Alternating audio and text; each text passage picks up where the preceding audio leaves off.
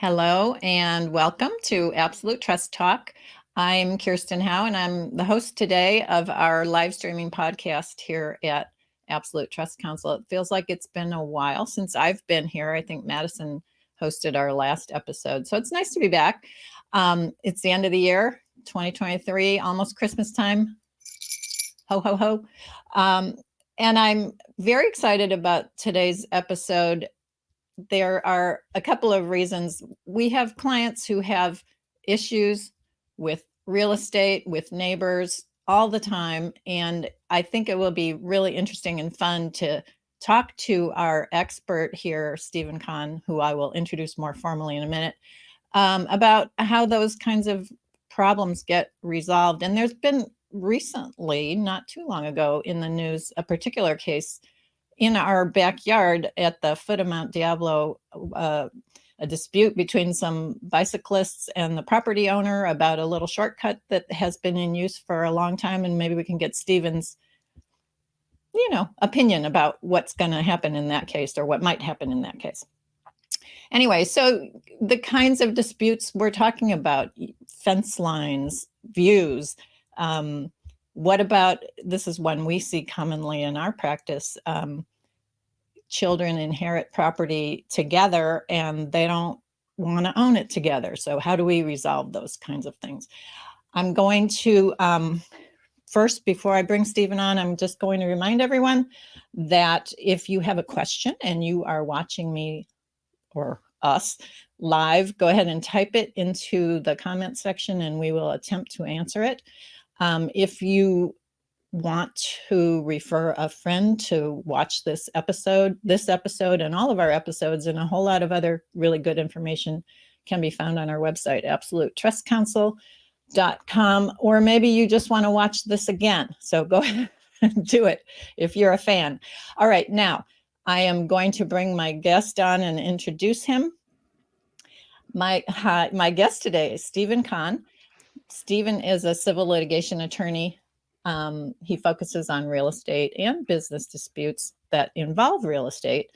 He is a Northern California super lawyer for years. And before that, he was a Northern California super lawyer rising star for years. So you get the idea. He's a very good lawyer, lots of experience, over 19 years of experience doing trials, doing arbitrations, just problem solving in general.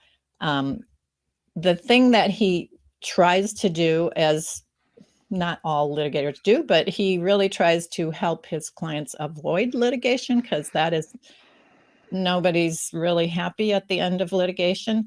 But if he has to, he will do battle for his clients.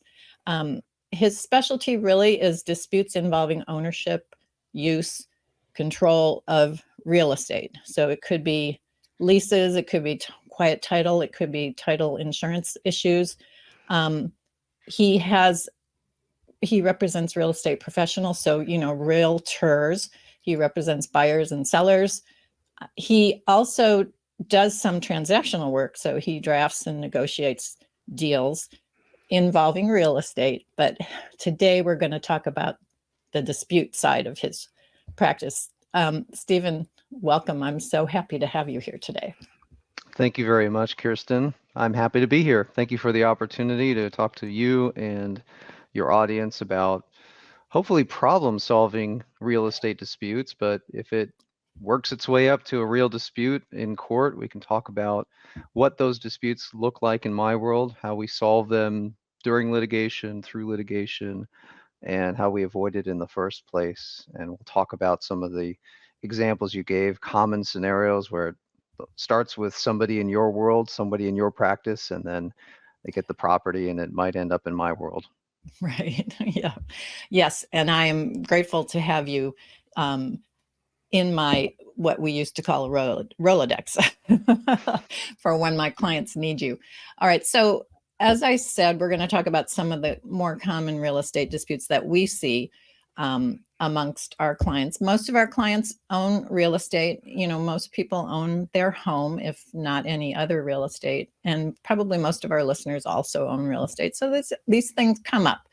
And the first one that this is one that we see and we try to avoid through good estate planning, but we don't always manage to avoid it. The scenario I'm talking about is 2 siblings or 3 siblings. They inherit a piece of real estate from their parents, and maybe they don't want to own it at all. And so that's probably not a problem, but maybe one of them wants to own it and the others don't, or maybe everybody wants to own it, but they just don't want to own it together, which, that raises its own issues. So what are the options? What can they do about that? Well, assuming that they don't all get along on what should be done with the real estate, whether it's holding it together or not holding it together, uh, since it's a family issue, there's usually a lot of emotion involved. When I handle cases like this, the first question is always how well does everybody get along? Can we at least work together toward a resolution without fighting, even if we don't agree on what the resolution should be? Or are we starting out with a hostile circumstance? And oftentimes you can manage that before it gets to somebody like me through, as you said, proper estate planning and proper planning. So at the front end, when we're talking about what's going to happen with, let's say I'm writing a trust for my real estate, what's going to happen with it when I pass? It may sound nice, oh, I'll give it to my son and my daughter in equal shares. That makes equitable sense, but perhaps they're not going to get along when you pass. Perhaps they don't get along and then they've got a 50-50 ownership situation and they don't know what to do. They have remedies through court, which is expensive, risky, stressful. They could work together to reach a resolution, like you said, selling the house or some other solution. But either way, at the front end, there might be a way to mitigate that. For instance, maybe, and I'll make this up, maybe mom has a house worth $1 million and she has assets worth $1 million and she wants her estate to go to each of them. Maybe she gives one of them the house and one of them the assets so that they're not fighting about it after the fact rather than fighting about how to split a house. And we'll talk a little bit about what I mean when I say split a house, because under the law, it can literally have to be split or figuratively have to be split through a court process. Neither of those are very fun. They're both stressful, and they're both taking control out of the trust or the beneficiaries or the trustees' hands and putting it into the control of a court or somebody else who's going to decide for you, which is never fun. Right. That's what we're always trying to avoid, is make your own choices and don't leave it up to a judge. Yeah. Who doesn't know anything about you or what you want. That's right. Yeah. So, okay. So assuming this worst case where they end up actually owning it together for whatever reason, they can't negotiate that away. The planning just doesn't going to work out. So brother and sister, they own a piece of real estate together. And one of them wants out. They just want out. I don't want to be a landlord anymore or whatever, or I don't want to own the property with you, my brother. If that happens, there's pretty much 2 paths. Path 1 would be negotiate a buyout of the person who doesn't want to be there. That is still a potentially hostile discussion, but it's not in court. So you might hire a lawyer and say, I want out, I want my fair share. And both sides have a dialogue about, well, what's that fair share worth? They could hire an appraiser and each submit competing appraisals. They could hire a mediator, which is usually a retired lawyer or a retired judge who helps them in a confidential, non-binding way reach a solution. But if they can't get it that way, then it probably lands with somebody like me, and I will file what's called a partition lawsuit. Partition, which under the law, like literally means partitioning or splitting up the property. Now, most of the time, the real estate is not something that could be easily physically split up. Right. For instance, Right. a house can't be cut in half. Right. In olden days, it was usually a parcel of land, and it wasn't that hard to envision drawing a line down the middle and giving one piece to one person and one piece to the other person. Yeah. But if there's That a house still happens. if there's a And house smack in the middle of it, yeah. typically, it's mom's house or dad's house, and you can't split it up. And so you go and you file a partition lawsuit. And what that means is that's a right that any co-owner has. You don't have to own 50%. You could even own 1% of the property. But you can file a partition lawsuit where you raise your hand and you say to the court, I I want out. I want my fair share and I want to be able to sell it. That's a very strong right that a co-owner has. And it's not uncommon when children inherit a piece of property and it's either distributed to them out of a trust, or maybe they were on title and their parent who was a co-owner passes away and it goes to them. One of them wants out and they file this lawsuit. How does that work? Recently, the law changed a lot, probably in a good way. And the short version of it is you file the lawsuit, you have the right to get your fair share, and the court will go through a process where first it decides who owns what. So what percentage do you own? What percentage does the other person own? Typically, that's not in dispute. Then we get to the Right. fun part, which is, well, how much do I get? And a recent change under the law is you have the right, if you are the non-contesting party. So let's say you got two kids, one wants to sell, one doesn't want to sell. The person who doesn't want to sell, they have the right to buy out the other one first at fair market value before the court goes through the process of selling it at market or deciding who owns what. That's a recent change to the law in California, but I think a very helpful change. It's designed to accomplish two things. One, to avoid going through the entire court process if the other owner wants to keep the property, Right. and also to be fair to the other owners who don't want to sell the property so that they get their fair share. Right. Yeah. It So might that, be yeah. important to them to keep it, and just Yeah. get rid So of this one owner. Yeah. I think the big picture message for your viewers and your listeners is there is a remedy built in through the statute. There is a remedy built into the court process where the person who doesn't want to go through this will get their opportunity to buy out the other one who wants out, and the person who wants out will get has the right to sell their interest, and probably will have an opportunity to sell it to the other owner first at market value. And when I say market value, the court has a process for retaining an appraiser, deciding what the property is worth, and then assigning a value to that and offering the other person an opportunity to buy it. And I'm intentionally oversimplifying the process because that's how it works. Okay. Well, so they could have done all of that privately with a mediator or not, just themselves.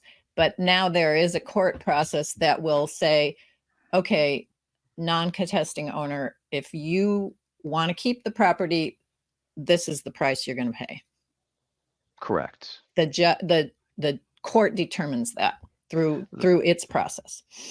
The court determines that through the process, which includes involving an appraiser, so that the judge won't do it him or herself. The judge will usually involve an appraiser, and there's a process written into the statute on how that works. Okay. But let's say that doesn't work out, Then and the person, they don't want to do that. They don't want to buy it. But if they don't want to buy it, well, then the process continues, and the court will decide who owns who gets what money when the property is eventually sold. And it's not as simple as I'm 50% owner, therefore I get 50% of the proceeds, because then the court starts thinking about, did either of them spend money for the benefit of the common interest in the property? So let's say, for instance, you and I receive a property from somebody and we're 50-50 owners. You continue to live in the house rent-free, but you're also paying the mortgage, the carrying costs. You're making upgrades to the property that might allow you to rent part of it out to somebody. Eventually, I file a lawsuit against you for partition, Kirsten, and I want my fair share. And you raise your hand and you say, well, okay, I guess that's how it's going to go, but the court needs to take into consideration all the money I've spent for the common good and account for that when it's splitting the proceeds. So I'm going to get credit for things that help the common interest. And that's where I say the action is in those lawsuits, which means the litigation, because we fight about, well, was it really necessary for the property? Right. Yeah. Kirsten, you have an affinity for gold-plated cat photos, for instance. You might think that that's great for the property, but a court and me might say that's a betterment, not really for the common good, Yeah, I could imagine that there's a lot of back and forth on those kinds of issues. Yeah. Okay. So then, but eventually it's for the court to decide, this is the credit you're going to get, or a reimbursement, or however you phrase it. And then an order is issued saying this property will now be sold. Correct. And this is what owner A gets, and this is what owner B gets when it's sold.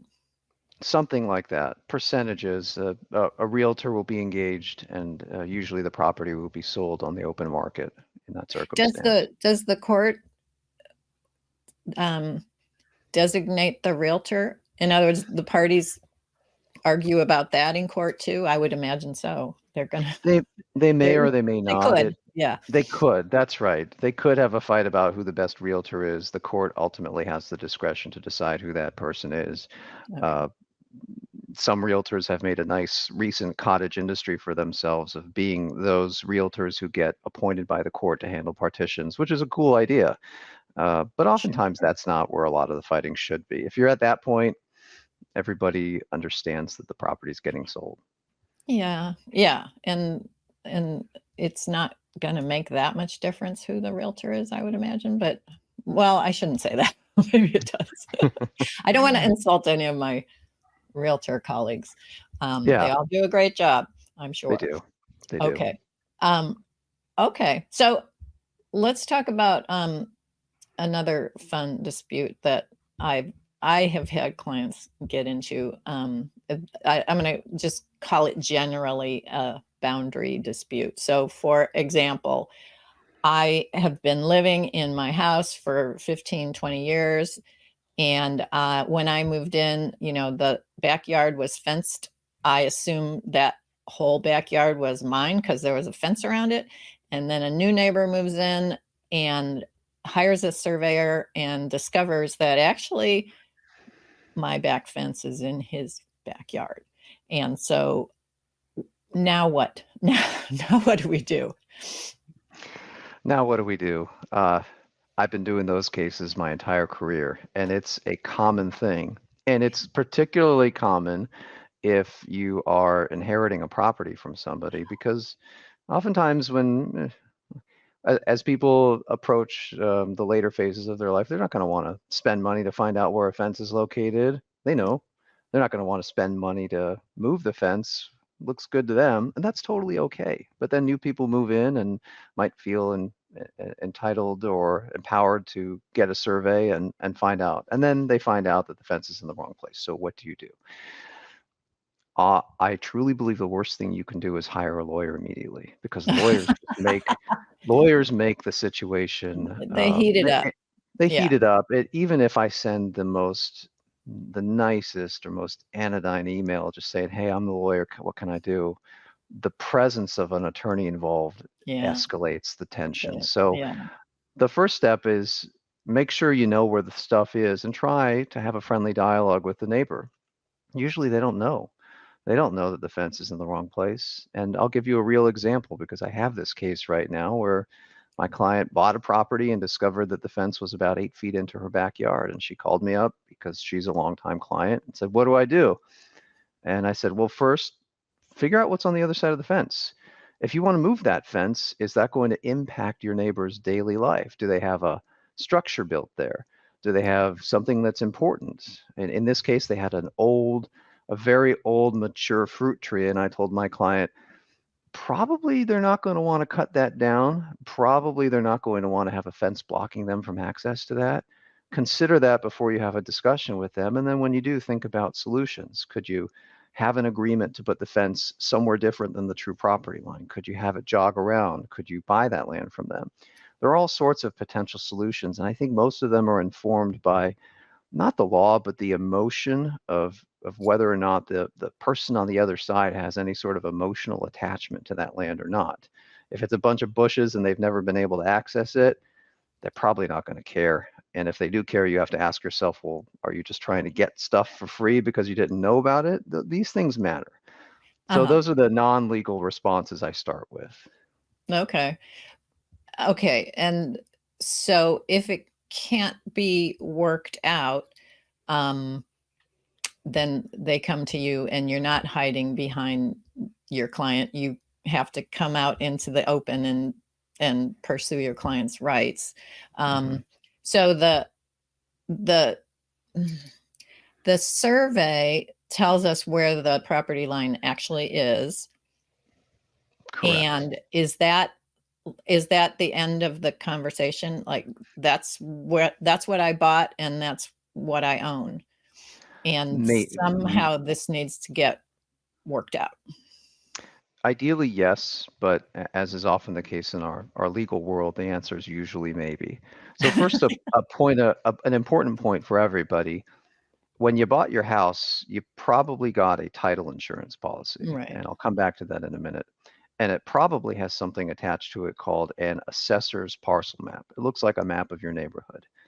That Okay, map yeah. doesn't actually show you where your boundaries are. It's a map that's created by the taxing authority to generally have an idea of how big your land is. It's not a survey. Oh, So I've okay. often seen people who use that assessor map and say, my boundaries are according to this. And I say, maybe, but that document can't be relied on. So you need to have a real surveyor come out, and that surveyor will locate the boundaries of the property, mark the location in the ground so that everybody can see where it is.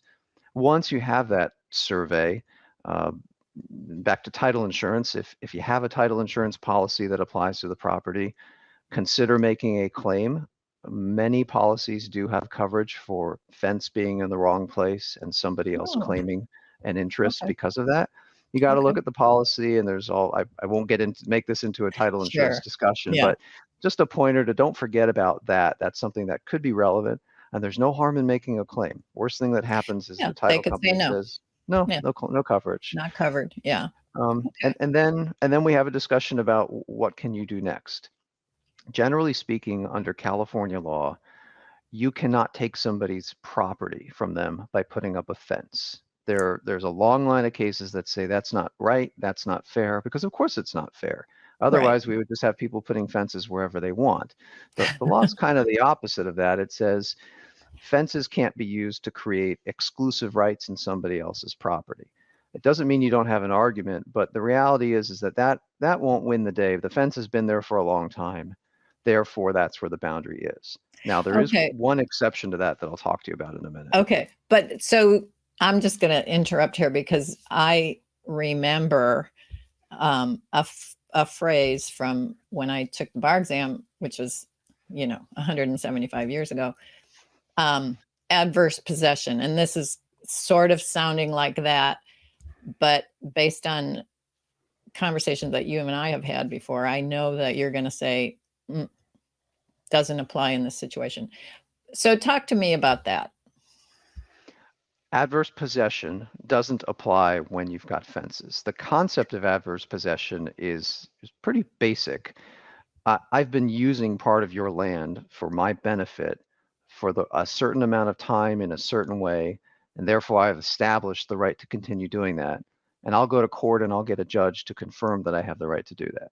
Best example of adverse possession or prescriptive easement. We're really talking about prescriptive easements as well, but best example of that would be having a right to walk across somebody's front lawn to get to your backyard. Adverse possession and prescriptive easements are two different things. The easement is a right to do something. Adverse possession is actually owning someone else's land. Yeah. And there's a critical difference between the two. Adverse possession requires that you pay the property taxes on the land that you're claiming. So this is where there may be an exception to the fence concept, which is if you go to the taxing authority and you can prove that the authority that you were paying the taxes on that land on the other side of the boundary, on your side of the fence, you may have an argument. You may have an argument for Okay. adverse possession. In my career, I have You've never, never ever seen it. seen a situation where the fence is the boundary that the tax assessor was using for Right. deciding which land to tax. In Yeah. all circumstances, it's the opposite, that the fence is there, but the taxing authority is taxing the correct amount and location of the neighbor's land and your land. Does that make Yeah. sense? Yeah. The assessor doesn't make mistakes like that. They They get generally it right. don't. They Yeah. generally don't. The way to get around that, which I have seen once, is for the person claiming adverse possession to actually go to the assessor's office and um, and kind of aggressively make an attempt and actually pay the taxes on the land that they want to claim. That's a hard thing to do. It requires a lot of things like the real owner's not paying taxes, the real owner doesn't Right. object. I've seen it once. Okay. That's interesting. So, because I would imagine that the real owner has to be notified that somebody's trying to do this? I don't know. I'm just guessing. Well, That's they have to have notice, and under the law, notice can be inferred or implied from the sure, circumstances. sure. Actual notice is easy, right? You put a I sign up told you. saying, Yeah. "I told you," but there's a lot of cases and examples where the outcome is you should have known because you could see it with your own eyeballs that somebody was out there using your land, and a reasonable person would have known that somebody was using their Something was, property. yeah. Okay. Yeah. Okay. All right. So this this concept of adverse possession would not apply in this case that I started out with. The neighbor discovers that your fence is on his property because I've not been paying the taxes all these years. So what okay, so that if they don't work it out informally, what kind of solution would a court come up with? I'll tell you about a real case I'm handling right now. And there's two concepts. The first one is real but very unusual, the concept of an agreed boundary.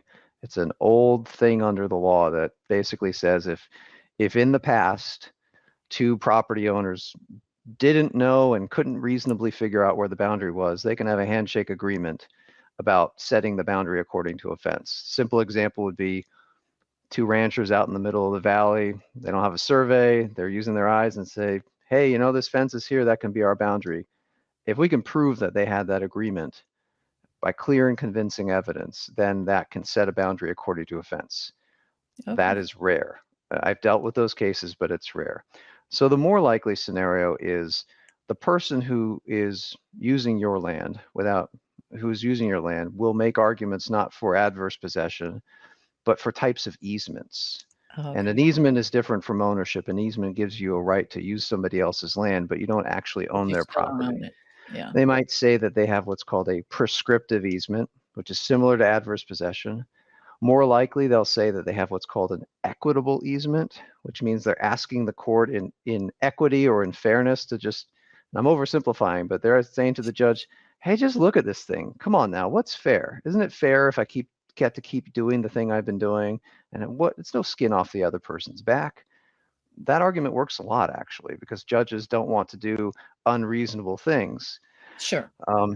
And this goes back to what's happening on the other side of the fence. How difficult would it be Would it be? for the Mhm. for the user who doesn't own the land to stop doing that? Do they have part of their house there? That would make it very difficult. Do they have nothing there? So it's really not that hard. Those are the types of factors that a judge will consider. Each case is unique. It does depend on the facts. It often depends on the testimony from the people involved. And Mhm. these are cases that get decided by judges. So the judge will weigh all that. Who do I believe? What's fair? And in some circumstances, could I fashion a result that is fair to both sides? So the person who has been using the land gets to keep doing it. The person whose land that they discovered is taken, what do they get? They'll probably get money. Okay, that was going to be my next question. Would the judge also say, yeah, I'm going to let you keep using it, but you got to pay?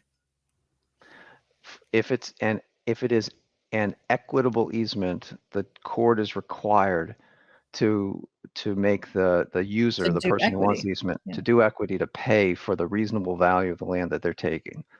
What's Okay. that value?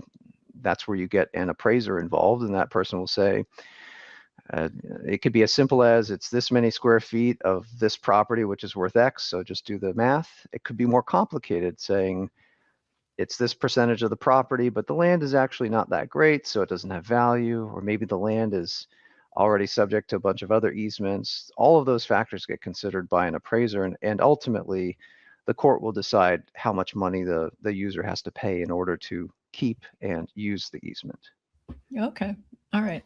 So sort of related to this, I do want to talk to you about there was that recent case at the base of Mount Diablo with the bicyclists who had been using a shortcut between two public roads that went across somebody's property. And apparently that had been going on for years. And the owner decided to put a fence across the shortcut thereby, thwarting the bicyclists. And of course, the bicyclists were not happy, assuming there was a lawsuit commenced by the bicyclists, and just kind of wondering what you think about a case like that. And we hear about these kinds of cases oftentimes involving access to a beach through private property. It's a similar kind of case. It's a very similar kind of case. And full disclosure, I have a little bit of bias with that litigation. I'm not directly involved in it, but in a prior life, I was a bicyclist, and I may have used that pass through dozens or hundreds or thousands of times.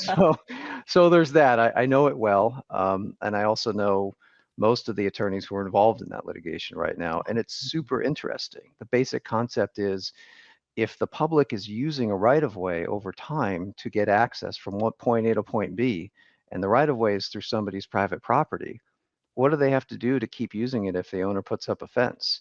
And whether we're talking about a fence stopping people from using the most convenient path to the top of Mount Diablo, or getting to a beach. And the beach examples are also in the news a lot. People, owners on the beach. In California, the public has a constitutional right to get to the beach and use the beach, but the question is, how do you get there and what's reasonable? Right. So that's a little bit different, the Mount Diablo case, because there's not a beach. There's not a beach. The public does not have a constitutional right to access they do Mount Diablo, but it's a little bit different. The basic idea is, you're right, factually it's different, but the basic idea is still the same. And in order for the public to establish a right to pass over somebody's property, the criteria aren't all that different. First, we have to show that it's been happening, and I'm oversimplifying, but first we've got to show it's been happening for a long time. And then we have to show that it's actually for the public benefit. And so one of the things that we litigators fight about in a case like that is, well, is it just one or two people trying to establish that right, or can we prove that it really is for the public good? And then we talk about, is the alternative access path reasonable and fair enough? Is it really fair for the public to have a right to go through private property? Did the private property owner fail to do things that would have stopped the use or mitigated the use? And that's probably why the fence went up. I don't know why the owner put up the fence. It's certainly an aggressive move, but they did it. And they did it, I think, both for optics. Like, there's literally a fence there. And if you read our local paper, there was a photograph, an awesome photograph of the fence and a bunch of kids with bikes on the other side of the fence, gripping it like they were being imprisoned on the other side. The optics were great. That, of course, is not the reality. The reality is you can just bike around it. It's a longer detour, and it is less safe to ride on the public road. But ultimately, that case is going to depend on what's the nature of the use and is it really serving the public. So in the possible but unlikely event that somebody inherits a property that's subject to a claimed public use, you need to take steps to assess what is that use, and perhaps have to take steps to stop it, and then invite litigation to fight about who actually has that right. Wow. Okay. Yeah. That it's going to be interesting to follow that case and see how it shakes out. I'm definitely, for everybody, I'm sure, especially for someone like you. Yeah, I'm rooting for everybody just to have fun with it and make some good law. Yeah, that would be good too. Okay, so another thing kind of related to the boundary dispute idea is the idea of a view interruption. I have the uphill property and my neighbor down below me has let a big pine tree grow up into my view. Is there anything that I can do about that? Depends on three things. The first question is, do you live in a place that has a view ordinance? Many cities in California do. The one I live in does. And this actually came up. I bought my house and I've got a large tree in front, and when it has leaves, it does block part of my neighbor behind me's view. And when I moved in, they very kindly said, hey, I think we want to cut that tree down a little bit because it's blocking our view. Have you seen the ordinance? And of course I said, well, I've read it and I'm also in this business, so let's have a discussion. And I never heard from them again. It was very strange. Sometimes being a lawyer just kind of you know. Sometimes it helps. But so the first Sometimes. question is, do you have a view ordinance? And Oh, many cities do, right? okay. Sausalito, San Francisco, Tiburon, the place I live up in the different part of the Bay Area has one. If you've got that, they usually say something like, the view shall not be interrupted or infringed upon in an unreasonable way by the public or the private. So Okay. key point, you may have a claim against the city for failing to maintain its trees. And that's Oh, actually yeah. what I'm dealing with right now. I have a tree owned by the city that's kind of blocking my view half the year, and I'm thinking about Oh, how to, in a how to get that. non-litigious way, talk to the city about trimming it. And to your question about resolution, the first thing that I'll do is offer to pay myself to cut that tree down to a lower size, because I don't want to create any more work for the city than I have. So that's Okay. step one. Is there a view ordinance? Okay. Step two is, do you have an easement in your favor that protects your view? These are also not uncommon in the Bay Area. What that means is, one property is at this point in the hill, one property is a little bit lower in the hill, and the one at the top says to the one at the bottom, I'll pay you money, or I'll give you something of value in exchange Mm. for you putting an easement on your property that says, now and forever in the future, you will not You block won't the block my view. airspace. Mm. Right. So you won't let trees grow up. You won't let a house be built too high. No matter what happens, you're always going to keep that protected. Those can Okay. be expensive. Those are useful because they protect views. And if that exists and it's violated, then you have a lawsuit Sure. You available to you, and you you just talk to a lawyer enforce it. like me. And Well, and could that could, what you just described is the two property owners negotiated that. right. Could that have been inserted into the the legal description by the developer of the neighborhood in the beginning? Yes. Do you ever see that? Yeah, I do see Okay. that. And that's not uncommon for a developer to have that kind of restriction put in either in a deed or what we call the CCRs. If you own a house that's in any sort of subdivision, it probably has an owners association, which means it probably has CCRs. And if you've read them, they might have some rules and regulations in there that seem weird, things that you've never seen enforced. That could definitely have a view Sure. restriction. Yeah. Where I live, I don't have I don't have an You don't have an HOA. association, Yeah. but I do have deed restrictions that the developer of this subdivision put in, and one of those happens to be what I would say is a redundant view ordinance. Um, Not ordinance, but a redundant view It's a easement that's built a in. covenant. Yeah. Yeah, a covenant that's been put there. So that can happen, and how you enforce those is a whole other discussion, but they definitely exist. They definitely exist. Okay. But if you live in a place that does not have a municipal view ordinance and there's no covenant or easement attached to your property or your neighbor's property, are you out of luck? More likely than not, but there's that third option, and it's this. Can you prove that your neighbor is creating a nuisance or doing something to interfere with your enjoyment of your property? Oh, Right? So maybe there's no view ordinance, but they put up a row of very tall trees. Under California law, that row of tall trees could be what we call a spite fence, SPITE. oh, And okay. if you play Wordle, that's a good Wordle word as well. Uh, a Five spite letters. fence, it's Yeah. 5 letters, and that's a real thing. Spite fence, or maybe they put in a huge satellite antenna or cell phone tower right in front, and it blocks your view. You may not have a right to say that it blocks my view and that bothers me, but you may have the right to say, nevertheless, it's a nuisance. It's It's a nuisance. interfering with Mhm. my ability to enjoy my property. Those cases are harder to prove. The basic test is always reasonableness. Is it reasonable for you to have a problem with that feature being there? And then we look around, like, where do you live? Well, if I live in a remote place with no other houses around and my neighbor decides to plop down a cell tower antenna right in front of my window where they could have put it anywhere else, probably not reasonable. Your complaint is within Yeah, reason. Yeah. but if you live in a high density city that doesn't have a view ordinance and everybody's got stuff to deal with, that's going to be Yeah. a harder argument. Okay. Okay. Let's go to our audience questions. Um, Okay, the first one I think you might have covered, but the first question is, how does title insurance factor, if at all, into boundary disputes? Maybe that's worth elaborating on a little bit. Well, generally speaking, it factors a lot. Even the most basic of title insurance policies says you have coverage if somebody else claims a right to your title. So if you have your property and the neighbor comes forward and says, I have an easement across your land, or my boundary is in a different location, probably that's going to trigger coverage under the policy.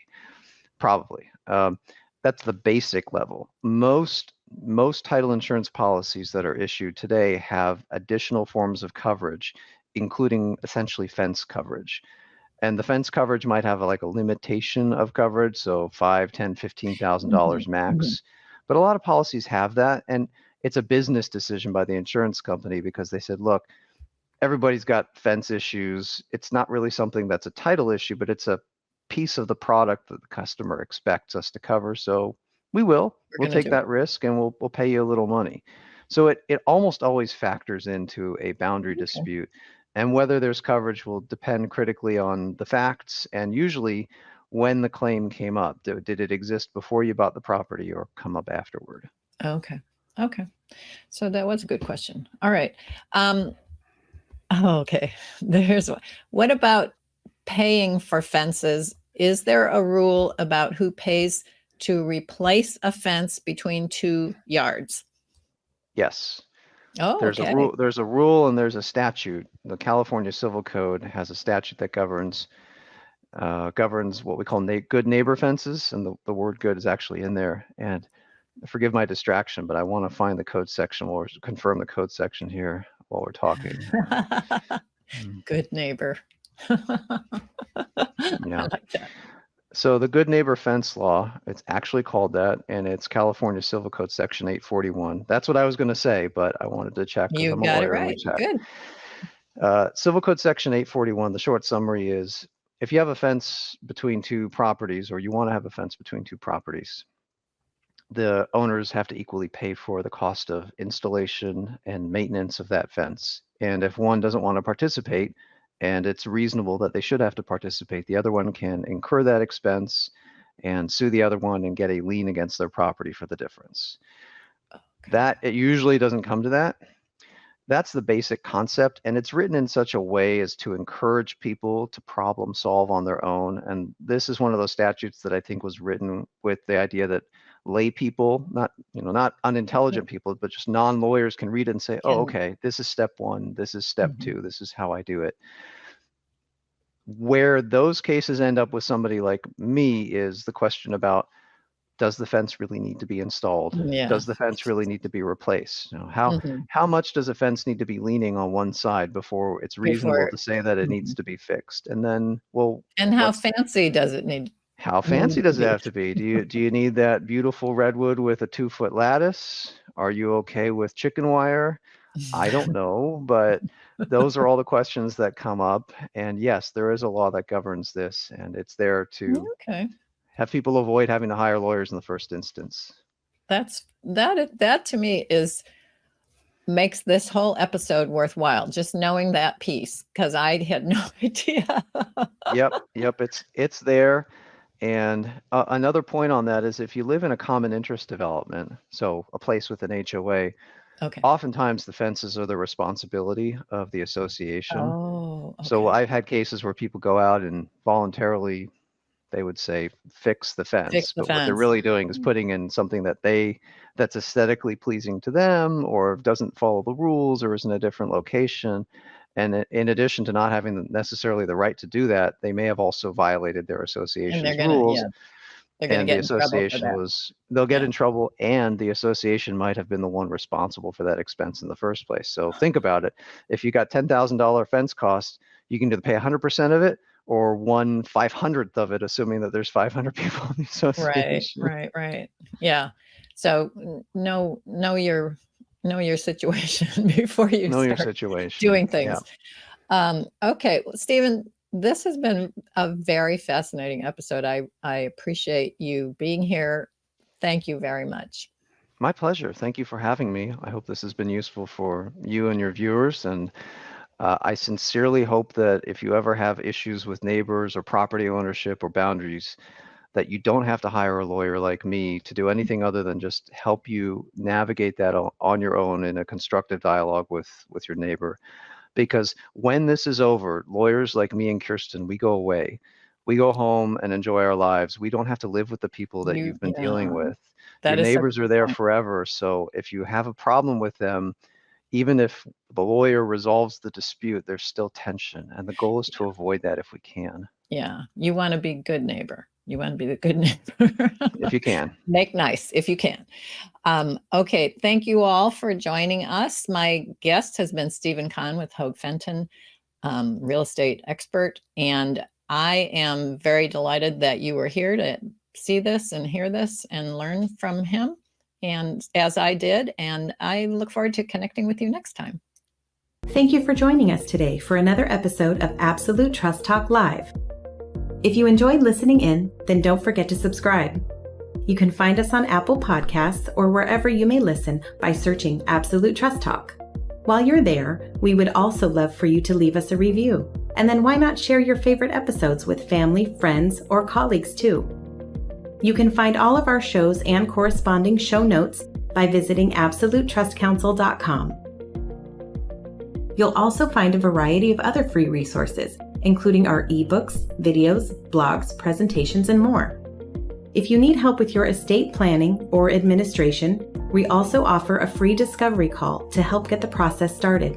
You can find more information on booking your session by visiting absolutetrustcounsel.com/scheduling. Don't forget to keep an eye out for our next live episode. If you join us for the broadcast, you can submit questions during the show. But if not, don't worry. You can always get in touch with us by sending a quick message to info@absolutetrustcounsel.com. Thanks again for listening. We'll see you soon.